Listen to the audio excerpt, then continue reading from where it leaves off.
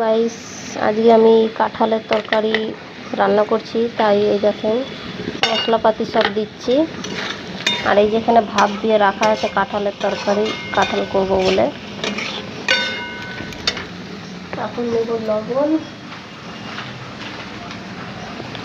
লবণটা শেষ হয়ে গেছে, তাই ঢালতে হবে।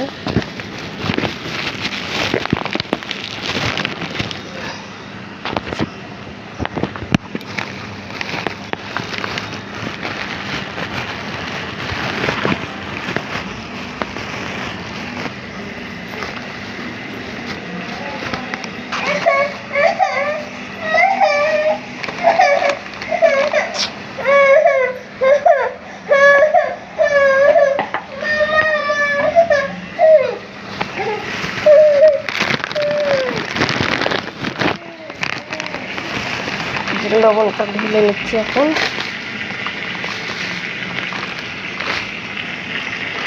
ওদের তরকারিতে দিয়ে দেবো লবণ। আপনাদের স্বাদের মতন দিতে পারবেন।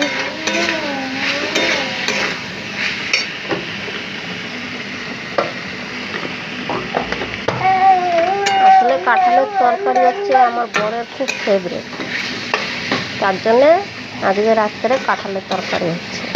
আর এদিকে দেখতেই পাচ্ছ ভাত ফুটছে। আর দুটোই রান্না হবে। এখন আমি কাঁঠালের তরকারি, কাঁঠাল ভাতটা দিয়ে দেবো। দিয়ে দিয়েছি। এখন একটু নেড়ে নেব।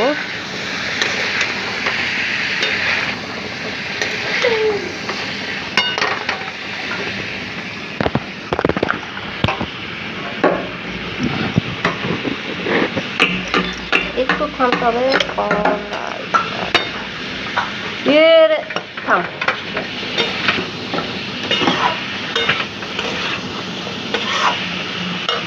আসলে কড়াইটা খুব ভিজছে, তার জন্য মোবাইলটা নিচে রেখে দিয়েছি।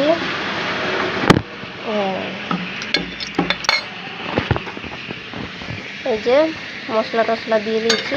এখন নেড়ে নেব। কাঁঠালের তরকারি কাকে কাকে পছন্দ কমেন্টে জানাবো বন্ধুরা।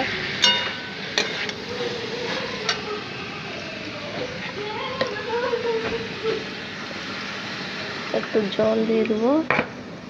কাঁঠালটা একটু হবে, মশলাটা লাগবে।